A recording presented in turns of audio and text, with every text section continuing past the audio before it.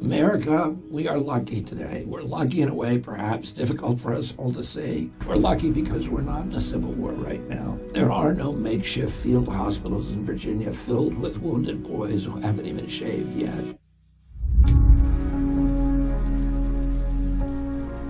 Toward the end of the Civil War, Abraham Lincoln visited a 200-acre field hospital in Virginia, personally attending to thousands of wounded men who had seen hard fighting. Some of the patients were missing limbs, some were blind, some were scrawny with disease, and many of them were dying. And some were so young that Lincoln openly shook with sobs. One of these soldiers recalled that President Lincoln, quote, had a kind word for all of us. His voice, said an onlooker, was subdued. His eyes were mild but all-observing. The close grasp of his hand attested the sympathetic great-heartedness of this great man.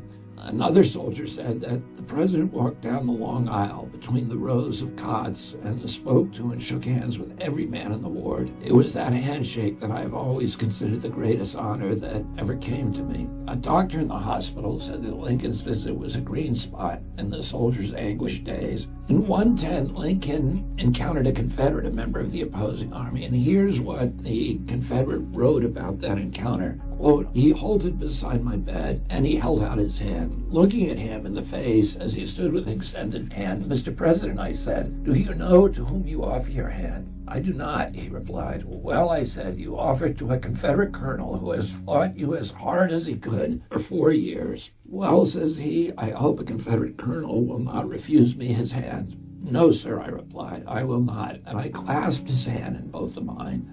America, we are lucky today. We're lucky in a way perhaps difficult for us all to see. We're lucky because we're not in a civil war right now. We are, as I have said, in what may be called a cold civil war, and we need to stop our fighting.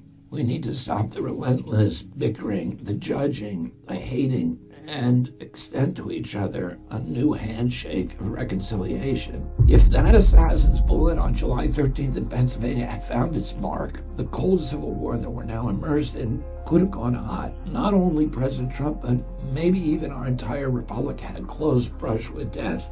And a brush with death reminds us of what is precious. It reminds us of the preciousness of our loved ones and of life itself. And in this case, it recalls us to what is precious about our country. What is this experiment that we call America?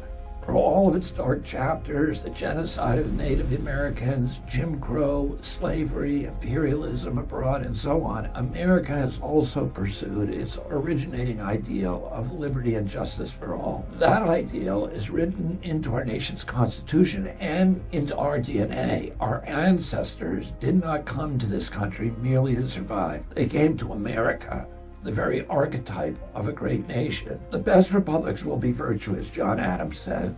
And elsewhere, Adams wrote that public virtue is the only foundation of republics. There must be a positive passion for public good established in the minds of the people, or there can be no Republican government, nor any real liberty, he wrote. A generation later, Ralph Waldo Emerson, our great philosopher, said the power of love as the basis of a state has never been tried.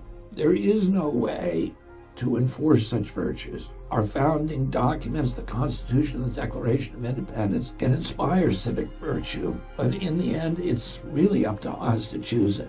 Again and again, we must realign ourselves with the founding spirit of our nation. Now, in particular, is such a time. Are we willing to extend a hand across the divide? Are we ready to renew ourselves as one nation indivisible?